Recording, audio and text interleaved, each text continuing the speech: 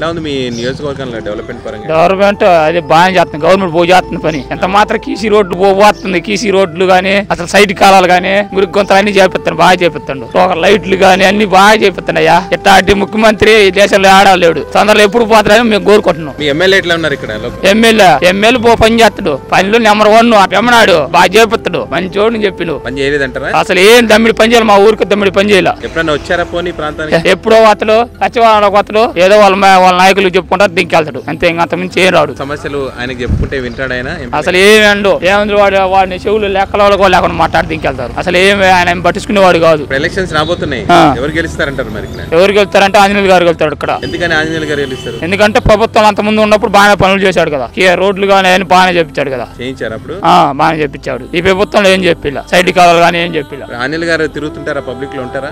తిరుగుతుంటాడు. ఆయన దగ్గరికి వెళ్తే వింటారా మరి?